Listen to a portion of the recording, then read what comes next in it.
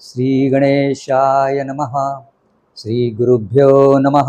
श्री सरस्वते नमः। गुरुब्रह्मा गुरुर्विष्णु गुरुदेवो महेश्वरः। गुरु साक्षात् परब्रह्म तस्मै श्री गुरवे नमः। अवधूत चिंतन श्री गुरुदेव दत्त। श्री स्वामी समर्थ महाराज की जय। नर्मदे हर हर हर नर्मदे।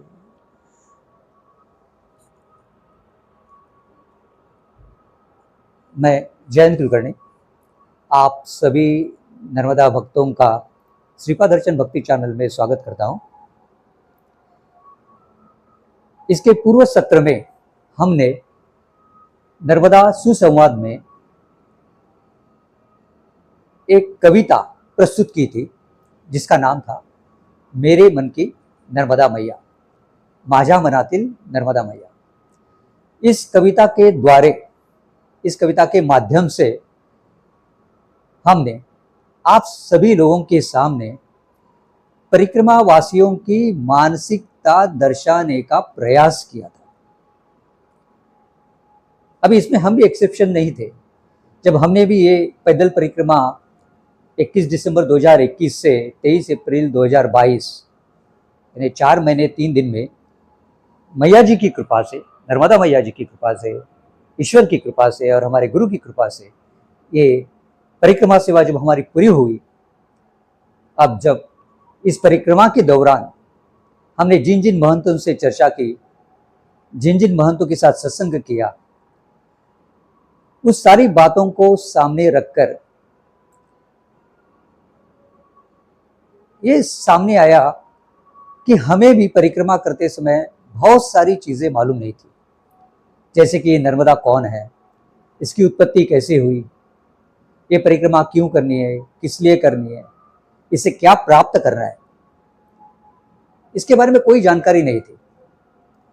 हर आम आदमी, जो हमने महसूस किया था, जो हमने अनुभव किया था, हर आम आदमी जब परिक्रमा के लिए निकलता है तो वो परिक्रमा करने के पूर्व एक तो उसने कोई किताब पढ़ी रहती है। जैसे कि हमने श्री जगन्नाथ जी कुंटे की किताब पढ़ी थी, नर्मदे हर।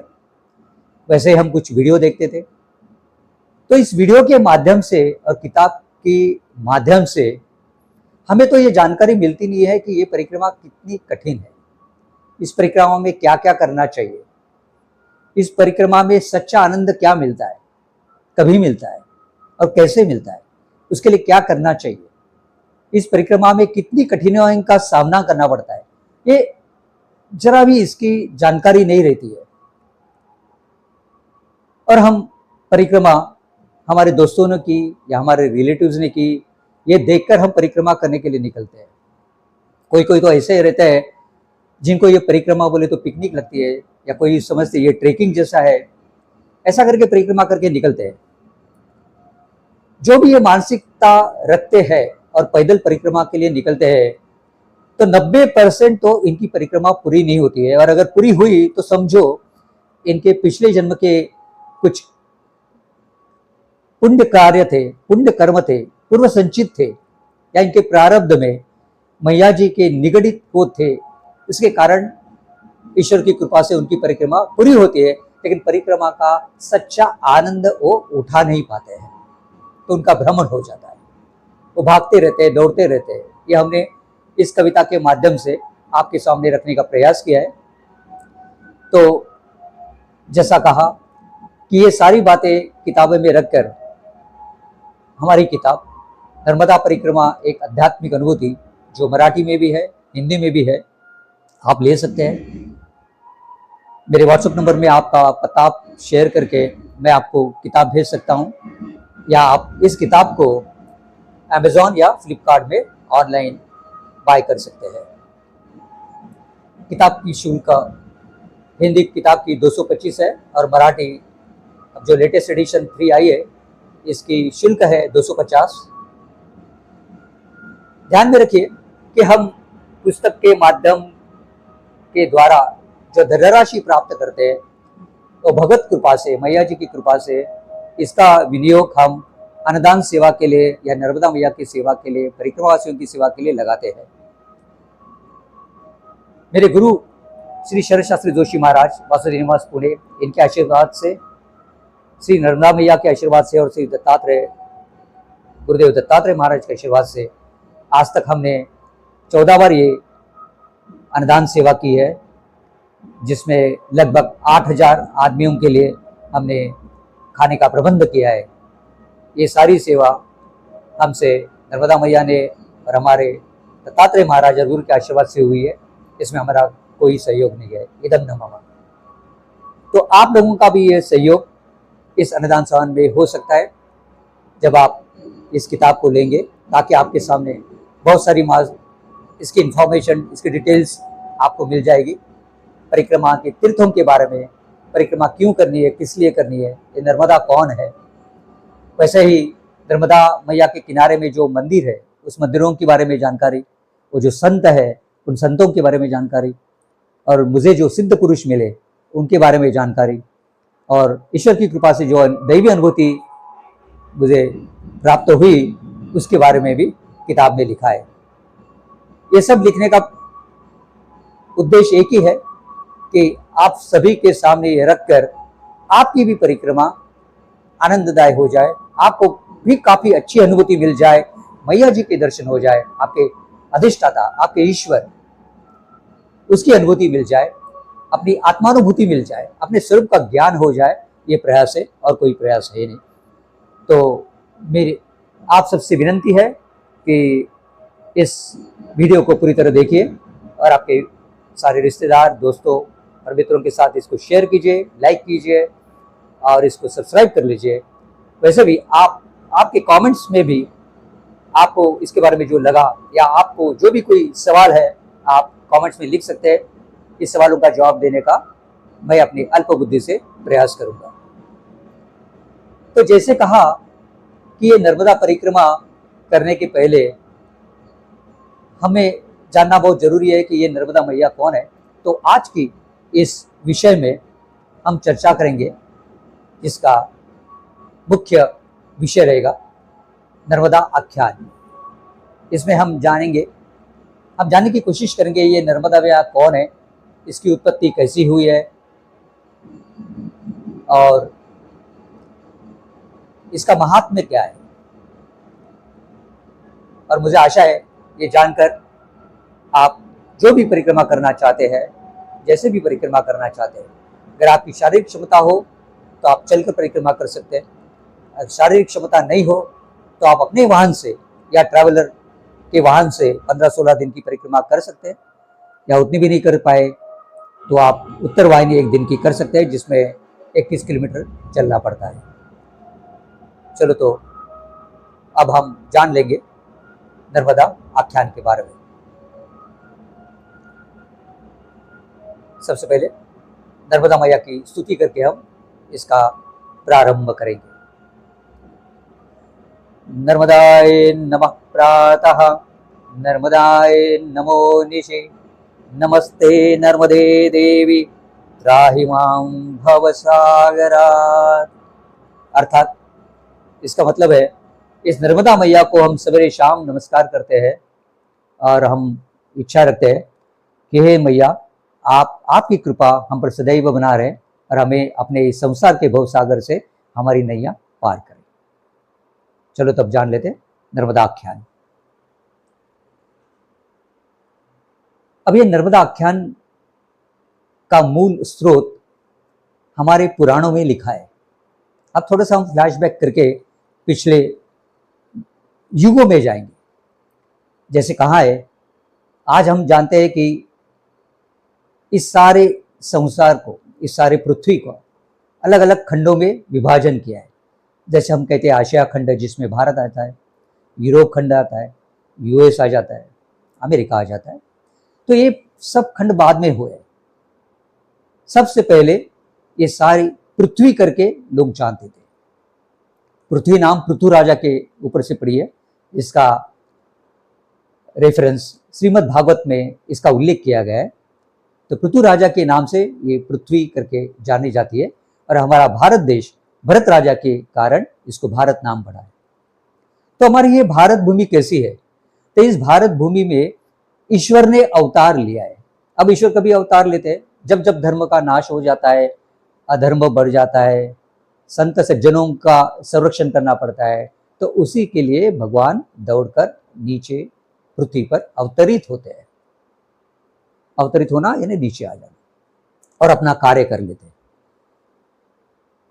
अगर हम पुराने वेदों को, शास्त्रों को अगर समझेंगे तो हमें पता चलेगा कि ईश्वर ने जो अवतार लिया है, जैसे कि राम अवतार है जो त्रेता युग में हुआ है, कृष्ण अवतार है जो द्वापर युग में हुआ है, और कलयुग में आने वाला कल्कि अवतार, उसके लिए बहुत टाइम है।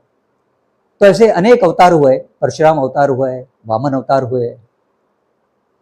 उसी तरह ये भारत, इस भारत को संत की भूमि कहलाते हैं। महाराष्ट्र देखिए इस भारत का एक हिस्सा है जो संतों की भूमि करके जाना जाता है। पूरा महाराष्ट्र ही जाना जाता है। अनेक संत यहाँ पे है, जैसे ज्ञानेश्वर माऊली है, तुकाराम महाराज है, एकनाथ महाराज जी है, समर्थ रामदास स्वामी है, मीराबाई है, जनाबाई है, कबीर है, सूरदास है। संतों की यहाँ कमी नहीं है। इस भारत देश को संतों की भूमि कहा जाता है। तो इस संतों ने इस भारत के भूमि में अपना भक्ति का बीज रोया है, और इस बीज के उपरक्त जो वृक्ष में इसका जो रूपांतर हो जाता है, उस वृक्ष के जो फल लगते हैं, वो फल यानी ज्ञान रूपी फल जो हमें दिया जाता है। ऐसे ही वेदों को भी एक कल्पतरु या एक कल्प वृक्ष कहा जाता है, और वो वेदों के माध्यम से हमारे सामने सारा भक्ति मार्ग प्रकट हुआ जाता है। इस भारतीय संस्कृति के 3 मूलभूत आधार है। एक है भक्ति, जिसे उपासना भी कहा जाता है, एक है ज्ञान, और तीसरा है वैराग्य। अब वैराग्य बोले तो हम काफी डर जाते हैं। वैराग्य यानी ऐसा मतलब ये नहीं है कि संसार को छोड़ दो और हिमालय में जाओ, या सारी बातें छोड़ दो, एक जगह आराम से बैठो, कुछ न करो। वैराग्य का मतलब होता है संसार में भी रहकर आप अपना नित्य कर्म करके भी उसमें आसक्त न हो या उसकी इच्छा न रखो, इसे वैराग्य कहा जाता है। तो भक्ति, ज्ञान और वैराग्य, ये 3 आधार स्तंभ है हमारे भारतीय संस्कृति के मूलभूत आधार पर सारा संसार इसके ऊपर खड़ा है। अब ये भक्ति का मार्ग जो दिया है, जो ईश्वर ने दिया है, तो भक्ति का स्रोत कहां से आ जाता है? तो वेदों से आता है। अब ये वेदों की निर्मिति कैसे हुई? इसे कहा जाता है कि कोई एक शक्ति है, तो भगवान के निश्वास से ये वेद उत्पन्न हुए हैं। अब ये वेद, इनकी श्रुतियां जो ऋषियों ने प्राप्त की, उसका ज्ञान ऋषियों को हुआ। इन सारे ऋषियों को, उन ऋषियों में से एक ऋषि जिनका नाम है वेद व्यास ऋषि, इनका मूल नाम है कृष्णद्वैपायन। इनका जन्म हस्तिनापुर में यमुना नदी के किनारे हुआ, और इन्होंने द्वीप स्थान पर उग्र तपश्चर्या की। ये कृष्ण वर्ण के थे, इसलिए इनका नाम कृष्णद्वैपायन रखा गया। ये पराशर और सत्यवती के पुत्र है, भगवान विष्णु के साक्षात अवतार है। इन व्यास जी ने 18 पुराणों की रचना की। इन्होंने महाभारत जैसा बड़ा ग्रंथ लिखा, श्रीमद् भागवत जैसा भगवान की लीला वर्णन करने वाला ग्रंथ लिखा। इन सारे ग्रंथों का, शास्त्रों का उद्देश्य एक ही है कि हर आम आदमी किस तरह से भक्ति करे और अपने जीवन का मोक्ष प्राप्त करे। हमारे भारतीय संस्कृति में ये जो श्रुति, स्मृति और पुराण है, स्मृति बोले तो जैसे हम पराशर स्मृति बोलते हैं, मनुस्मृति बोलते हैं, कोई ग्रंथ बोलते हैं, और जो पुराण जैसे महर्षि व्यास के जो 18 पुराण हैं, अगर हमने इनका अभ्यास किया तो हमें ईश्वर का स्वरूप क्या है, ईश्वर की लीला क्या है, ये सब समझ में आ जाती है। और ये समझकर हमारे मन में, हमारे हृदय में भक्ति उत्पन्न हो जाती है और भगवान के प्रति, ईश्वर के प्रति एक आस्था निर्माण हो जाती है, दृढ़ निश्चय, दृढ़ श्रद्धा निर्माण हो जाती है। और उस संकल्प से हम जो भी सत्कर्म करते हैं या कर्म करते हैं, उस कर्म का फल हमें बहुत मीठा मिलता है और इस संसार की जीवन मृत्यु के हम पार चल पड़ सकते हैं। तो यही वेद व्यास मुनि, इन्होंने ये 18 पुराणों में से एक ग्रंथ लिखा है जिसका नाम है स्कंद पुराण।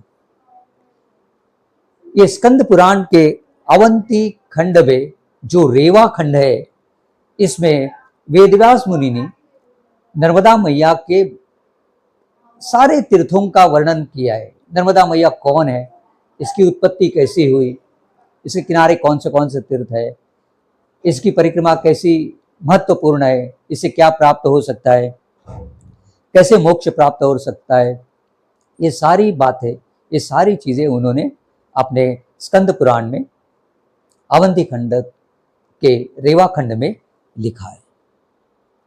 यही नर्मदा पुराण है जो अब हम इसके बारे में बात करेंगे। अब जैसे हमें भी कुतूहल है, इच्छा है जानने की ये नर्मदा मैया कौन है, वैसे ही ये सारी इच्छा प्रकट की सारे ऋषि मुनियों ने, देव देवताओं ने। तो ये जो कथा आ जाती है, इस कथा का दो भाग है। एक भाग जिसमें नैमिषारण्य में जब सारे ऋषि इकट्ठा जम जाते हैं तो कुछ ना कुछ ज्ञान यज्ञ करते हैं। जैसे हम कोई फंक्शन करते हैं, सारे लोग इकट्ठा होते हैं, वैसे ये ऋषि मुनि आदि पर्व काल में सब एकजुट होकर कोई ना कोई यज्ञ करते हैं, ज्ञान सत्र करते हैं। वो सत्र 1000 साल का होता है और उस ज्ञान यज्ञ में हर चीज के बारे में, हर ग्रंथों के बारे में, हर पुराणों के बारे में चर्चा की जाती है, उसके ऊपर कथन किया जाता है, उसके ऊपर श्रवण किया जाता है। तो उन्हें कोई वक्ता लगता है और ये बाकी सब श्रोते होते हैं। तो उनमें जो शौनक मुनि है वो सबके सूत्रधार है, सारे मुनियों के।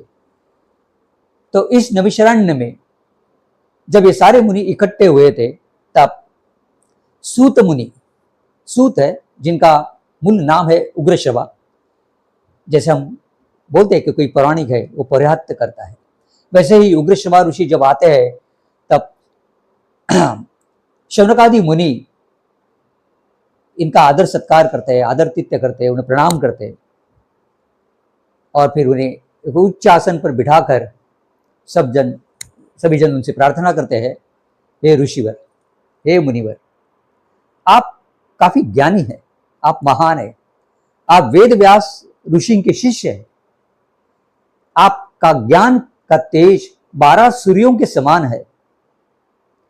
हम आपसे विनती करते हैं कि आपके साथ कुछ सत्संग हो जाए और हम ये जानने की कोशिश कर रहे हैं कि हमारे पृथ्वी पर जो अनेक नदियां हैं, जैसे कि हम जानते हैं कि गंगा नदी है जो भगवान विष्णु के चरण कमल से निकली है, जो सरस्वती नदी है जो ब्रह्मदेव के करीब है, ब्रह्मदेव के पदकमल से निकली हुई है।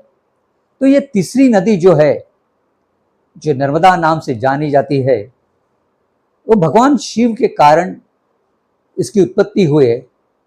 तो हम इस नर्मदा के बारे में जानने की इच्छा रखते हैं। तो आपसे हम विनती करते हैं कि आप कृपया हमें इस पर थोड़ा ज्ञान दीजिए कि ये नर्मदा नदी की उत्पत्ति कैसी हुई, ये कैसे भगवान शंकर से प्रकट हुई और इसका प्रकटीकरण का कार्य क्या था, कारण का क्या था, इसका कार्य क्या था, ये कृपया हमें बताइए। तब सूत मुनि यानी उग्रश्रवा, उन्होंने भी सब श्रोताओं को वंदन करके, सब श्रोताओं के हृदयस्थ भगवान को वंदन करके इस कथा का प्रारंभ किया और उन्होंने कहा, ये सारी कथा वेदव्यास मुनि ने जो स्कंद पुराण में लिखी है उसके बारे में मैं आपको बताता हूँ। ये स्कंद पुराण सर्वप्रथम भगवान शिव जी ने वायु को बताया था और वायु ने इसे स्कंद को बताया था। स्कंद यानी कार्तिकेय, जो भगवान शिव जी के पुत्र है, ये कार्तिक को बताया था और उसके बाद मार्कंडेय मुनि को ये ज्ञात हुआ। यही कथा मार्कंडेय मुनि ने पांडवों को, जब वो वनवास में थे, 12 वर्ष का वनवास कर रहे थे, तो राजा युधिष्ठिर को ये कथा बताई। वही कथा अब मैं आपके सामने रखता हूं, वही कथा मैं आपको बताता हूं। तब सूत जी ने कहा, पांडव जब वनवास में थे तो विंध्याचल पर्वत पे आए, और विंध्याचल पर्वत में जब वो आए तो उन्होंने देखा एक रमणीय उद्यान है, जिसमें अनेक वृक्ष है, फलों से भरे वृक्ष है, तरह तरह के वृक्ष है, अनेक प्रकार की वेली है, अनेक प्रकार के सुगंधित फूल है, रमणीय, पूरा वातावरण रमणीय जैसा लग रहा था। वहां पे उन्होंने देखा जो बहुत सारी आश्चर्यकारक घटनाएं थी, जैसे कि हर प्रकार के प्राणी थे, हर प्रकार के पशु थे, लेकिन किसी में भी वैर भाव नहीं था। जब वो देख रहे थे कि हिरण का बच्चा भी सिंह का दूध प्राशन कर रहा था, तो ये सब देखने के बाद उन्हें आश्चर्य लगा कि ये वन में ऐसी क्या चीज है कि जिसकी वजह से किसी में भी वैरभाव उत्पन्न नहीं होता है। बहुत प्रसन्नता मन को लगती है। तब उन्हें सामने एक अच्छा सा बड़ा आश्रम दिखा। जब वो आश्रम में आ गए तब उन्हें पता चला कि वो मार्कंडेय ऋषि का आश्रम था। उन्होंने मार्कंडेय ऋषि को वंदन किया और मार्कंडेय ऋषि ने उनका आदर सत्कार किया, और भोजन के पश्चात जब राजा युधिष्ठिर ने मुनिवर को कोई सवाल पूछे, उस सवाल उनका जवाब मार्कंडेय मुनि ने जो दिया वो मैं आपके सामने रखता हूं। राजा युधिष्ठिर ने यही सवाल मार्कंडेय मुनि से कहा और पूछा, हे मुनिवर, आज तक हमने गंगा के महत्व के बारे में जान लिया था, सरस्वती नदी के बारे में भी जान लिया था, पर ये नर्मदा मैया, ये नर्मदा कौन है, ये भगवान शंकर से कैसे प्रकट हुई, इसके बारे में आप कुछ बताइए। तभी मार्कंडेय मुनि ने कहा कि इसके बारे में मैं आपको एक पूर्व युग में जो कथा हुई वो आपको बताता हूं। तभी राजा युधिष्ठिर ने और एक सवाल किया, हे भगवान, आप भगवान शिव जी के कृपाकिंत है, उनका आशीर्वाद है, आप चिरंजीव है, आपने 7 कल्पों का क्षय देखा है, तो हम उस 7 कल्पों के क्षय के बारे में भी जानना चाहते हैं, और वैसे ही वो जो नदी है वो अक्षय रहती है, उस नदी के बारे में भी जानना चाहते हैं, तो कृपया हमें इस पर आप कथन कर लीजिए। तभी मार्कंडेय मुनि ने कहा, हे राजा, मैंने 7 कल्पों का क्षय अपने आंखों से देखा। तभी 12 सूरज की रोशनी से पूरी पृथ्वी नष्ट हो रही थी, जलकर खाक हो रही थी, सारे जगह जल प्रवाह हुआ था, और मैं उस जल में बहकर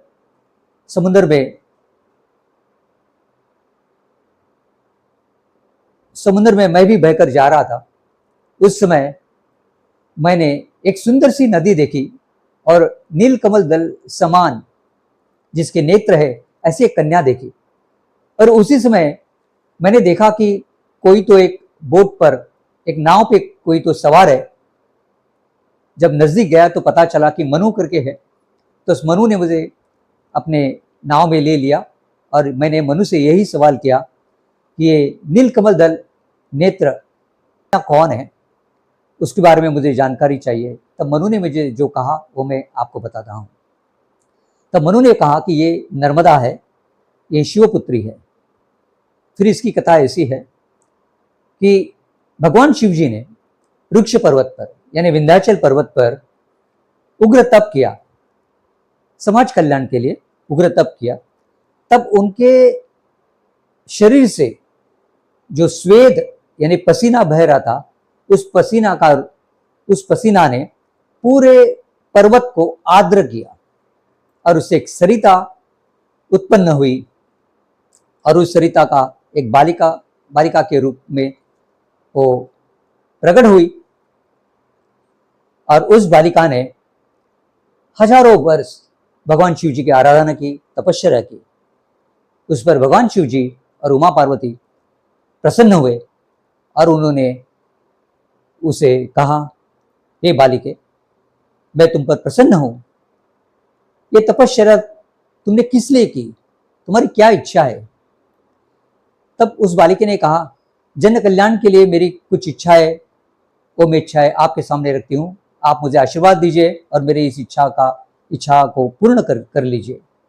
तो उसने सबसे पहले इच्छा की कि सातों कल्पों का भी क्षय हो जाए, फिर भी मैं अक्षय रहूं यानी अमर रहूं। तो भगवान शिव जी ने कहा, ये अमरत्व तो किसी को प्रदान नहीं किया जाता है। एक जमाने में रावण ने भी काफी तपस्या की थी, पर फिर भी उसे अमरत्व प्राप्त नहीं हुआ। हिरण्यकश्यप नाम के दैत्य ने भी उग्र तपस्या की और ब्रह्मदेव से याचना की कि मुझे अमरत्व प्राप्त हो जाए। भगवान ब्रह्मदेव ने भी उसे ना कर दिया। तो ये अमरत्व प्राप्त होना बड़ा मुश्किल है, क्योंकि ईश्वर की कृपा से, ईश्वर के अधीन ये सारी सृष्टि है, जिसका निर्माता वही है, जिसका पालन वही करता है और जिसका संहार यानी प्रलय वही करता है। तो सगुण रूप में ये प्राप्त हो नहीं सकता। तब उस बालिका ने कहा, कोई बात नहीं, निर्गुण रूप में तो इसे प्राप्त किया जा सकता है। तब भगवान शिव जी ने तथास्तु कहा। अब हम जानते हैं कि ईश्वर निर्गुण निराकार है। हम सगुण देवता की उपासना करते हैं, बट निर्गुण निराकार है। तो इस जल तत्व जो पंच महाभूतों के एक तत्व है, इसको भी कोई आकार तो है ही नहीं ना। आप उसको कोई बर्तन में रखे, कोई किसी चीज में भी रखो, कोई बॉटल में रखे, तो उसका आकार वो धारण करता है। तो जल तत्व, तो उसे तथास्तु करके भगवान शिव जी ने कहा। तो वैसे ये अक्षय हो गई। दूसरा वर उसने मांगा, जैसे गंगा प्रसिद्ध है इस पृथ्वी पर, वैसे मैं दक्षिण गंगा के नाम से जानी जाऊं। तो भगवान शिव जी ने कहा, तथास्तु। फिर उसने कहा, ऐसा पुराण में उल्लेख है कि अगर गंगा में एक बार स्नान कर लेते हैं तो अपने त्रिविध ताप और पाप खत्म हो जाते हैं।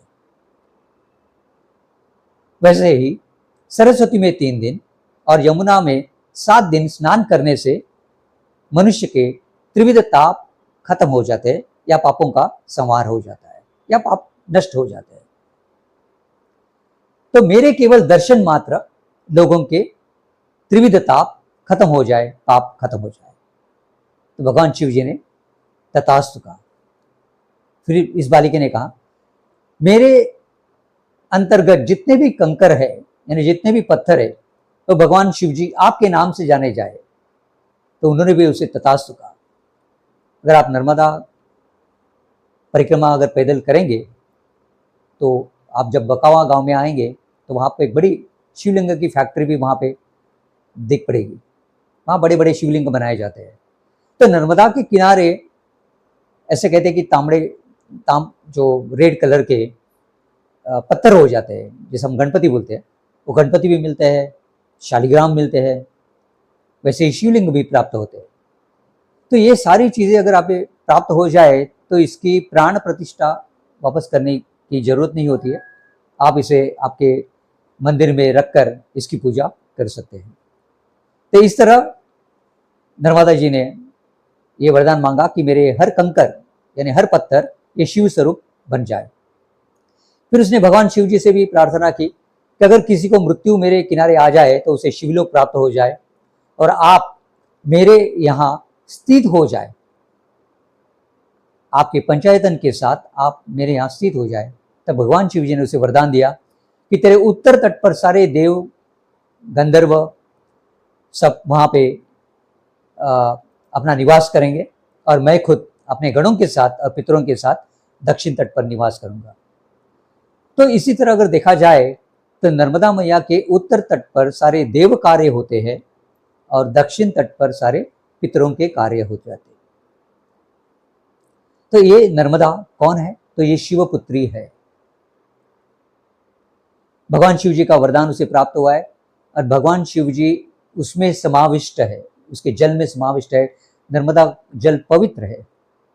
अब और एक पर्व में एक कहानी, एक कथा आ जाती है जिसमें ऐसे कहा जाता है कि भगवान शिव जी और पार्वती जब स्नान कर रहे थे तो उनके दोनों के अंगों के द्वारा एक कन्या परमात्मा ने प्रकट की और वो कन्या अतिशय बहुत काफी सुंदर थी, सारे आभूषणों के साथ प्रकट हुई।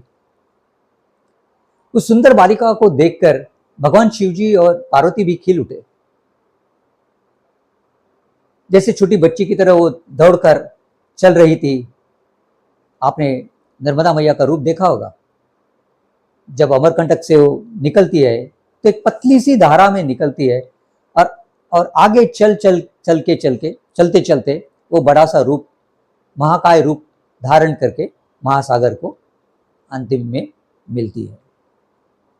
तो ये बालिका का वो सब बाल लीला देखकर भगवान शिव जी और पार्वती खुश हो गए और उन्होंने उसका नाम नर्मदा रखा।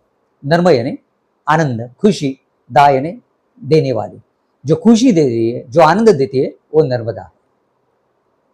ये काफी कन्या सुंदर थी, तो उस कन्या पे सारे देव गंधर्व यक्ष किन्नर मोहित हुए और हर किसी ने उसको प्राप्त करने की इच्छा प्रकट की।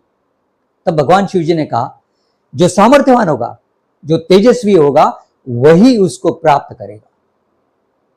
क्योंकि भगवान शिव जी को मालूम है इनमें से कोई भी उतना सामर्थ्यवान है नहीं। सारे लोगों ने प्रयास किया नर्मदा को पकड़ने का, पर नर्मदा किसी के हाथ में नहीं आई। नर्मदा को छूने का प्रयास किया पर नर्मदा किसी के हाथ में नहीं आई। वो शत योजने दूर जाती थी और गुप्त हो जाती थी। आखिर में भगवान शिव जी ने उसे महासागर को अर्पित कर दिया। तो ये जो कथा है, ये जो कथा मार्कंडेय मुनि ने राजा युधिष्ठिर को बताई, वही कथा मैंने आपको बताई। ऐसे सूत जी शौनकादि मुनि को कहते हैं। तभी सारे मुनि ने क्वेश्चन किया, प्रश्न किया, सवाल किया कि इसके किनारे ऐसे कौन से तीर्थ है, ऐसे क्या क्या तीर्थ है, इसका इतना महत्व क्यों है। तब उन्होंने कहा कि इस नर्मदा महात्म्य में भगवान वेद व्यास ऋषि ने सब कुछ लिखा है, जो स्कंद पुराण में आता है। तो वहां उन्होंने जो लिखा है कि ये मैया के किनारे अनेक देव देवताओं ने तपस्या की है। ब्रह्मा जी ने तपस्या की है, जो स्थान ब्रह्मावर्त के नाम से प्रसिद्ध है। महर्षि देवर्षि नारद मुनि ने तपस्या की है, वो तपस्या की है। उस स्थान का भी नाम नारद भूमि करके प्रसिद्ध है। इंद्र ने तपस्या की है, वरुण ने तपस्या की है, सारे देव देवता ने तपस्या की है। हनुमत ने भी तपस्या की है, और भी नाम के संगम पर हनुमत जी ने भी तपस्या की है। स्वयं भगवान राम और लक्ष्मण ने भी तपस्या की है। उस तीर्थ का नाम है कपि तीर्थ। तो कपि तीर्थ जहां भगवान राम और लक्ष्मण ने तपस्या की है, और भी संगम जहां भगवान हनुमान ने तपस्या की है।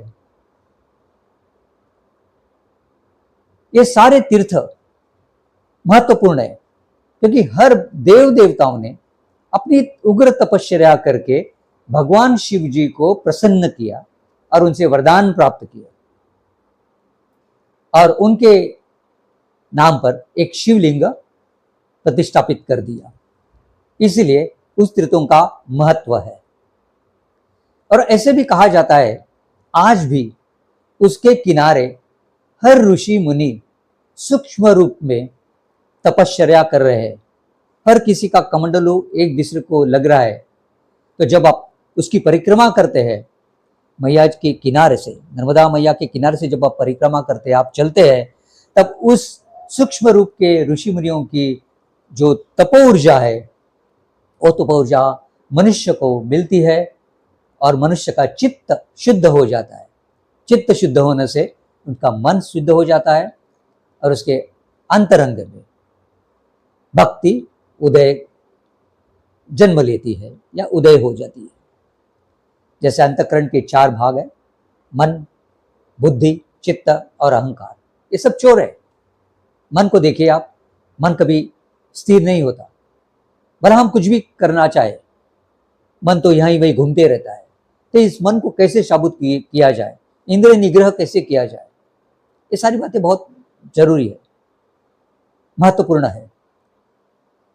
तो इस भक्ति के द्वारा आप इंद्र निग्रह कर सकते हैं। जब आपको ज्ञान प्राप्त हो जाता है, आपके स्वरूप का ज्ञान प्राप्त हो जाता है, नर्मदा मैया के स्वरूप का ज्ञान प्राप्त हो जाता है, तब आपकी भक्ति आपको ईश्वर दर्शन के लिए, जैसे कहते हैं ना कि ईश्वर दर्शन अगर नहीं मिला तो मछली जैसे पानी बिना तड़पती है, वैसा इंसान जब तड़पने लगता है और उसकी व्याकुलता बढ़ती है ईश्वर के प्रति, दर्शन के प्रति, तब उसे वो अनुभव आ जाता है, ईश्वर के दर्शन हो जाते हैं। तो ये नर्मदा मैया का महात्म्य है कि ये शिवपुत्री है। इसके किनारे अनेक तीर्थ है, अनेक देव, दानव, यक्ष, राक्षस, किन्नर सभी लोगों ने इसके किनारे तपश्चर्या की है। इसलिए इस भूमि को आनंद भूमि, तपोभूमि, परमानंद भूमि कहते हैं, क्योंकि आपके चित्त में जो आनंद प्राप्त होगा, जैसे तुकाराम महाराज ने कहा है, आनंदाचे डोही आनंद तरंग। इसका मतलब जब आपके चित्त में, आपके मन में आनंद प्राप्त हो जाता है, तब उस नर्मदा मैया का स्वरूप आपके हृदय में प्रस्थापित हो जाता है, या आपका जो भी अधिष्ठान है, जो भी ईश्वर है, उस ईश्वर का स्वरूप आपके हृदय में प्रतिष्ठापित हो जाता है, अधिष्ठापित हो जाता है। उसका दर्शन आप कर सकते हैं, आपके खुद के स्वरूप को भी आप जान सकते हैं, जिसे आत्मज्ञान कहा जाता है। तो इस तरह की ये कथा है जो ये शिवपुत्री है। इसके किनारे अनेक तीर्थ है। अब ये तीर्थ कौन कौन से हैं, ये तीर्थों का क्या महत्व है, ये तीर्थों के पीछे जो कथा है, जैसे भगवान हनुमान ने क्यों तपस्या की, इंद्रदेव ने क्यों तपस्या की, कुबेर ने क्यों तपस्या की, खुद राम और लक्ष्मण ने क्यों तपस्या की, ये सारी बातें हम अगले सत्र में इस पर चर्चा करेंगे। वैसे ही ये नर्मदा की परिक्रमा क्यों करनी है, किस लिए करनी है, और उत्तरवाहिनी परिक्रमा के बारे में भी हम जानेंगे कि क्यों करनी है, किस लिए करनी है और कैसी करनी है। ये महत्वपूर्ण बात है कि इसे कैसे किया जा सकता है, इसके ऊपर हम चर्चा करेंगे अगले सत्र में।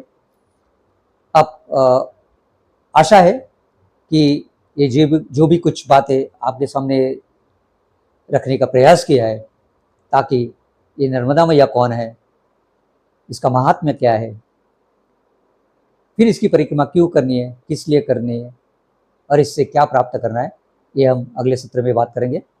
आशा करता हूँ कि ये बातें आपको पसंद आएंगी।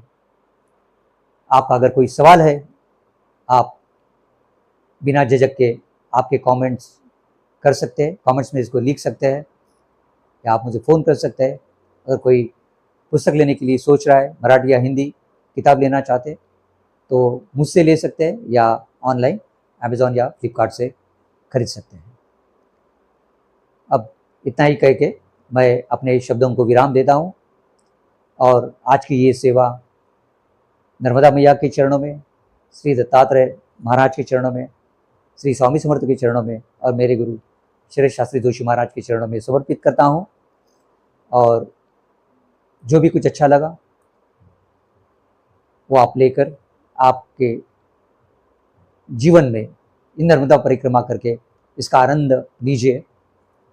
जल्द से जल्द आपको नर्मदा परिक्रमा करने का अवसर मिल जाए, ये इच्छा प्रकट करता हूँ। और जो भी कुछ अच्छा नहीं लगा वो मेरी गलती समझकर मुझे माफ़ कर दीजिए। ये कहकर मैं अपने शब्दों को विराम देता हूँ। नर्मदे हर, नर्मदे हर, नर्मदे हर। अवधूत चिंतन श्री गुरुदेव दत्त, गुरुदेव दत्त, गुरुदेव दत्त।